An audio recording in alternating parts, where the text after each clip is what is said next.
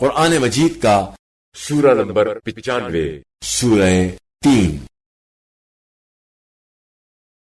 بنام خدائے رحمان و رحیم، قسم ہے انجیر اور زیتون کی اور طور سینین کی اور اس امن والے شہر کی۔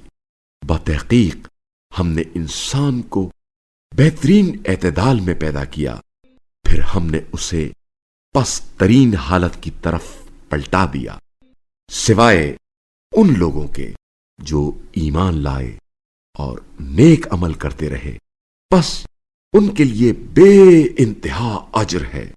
پس اس کے بعد روز جزا کے بارے میں کون سی چیز تجھے جھٹلانے پر آمادہ کرتی ہے؟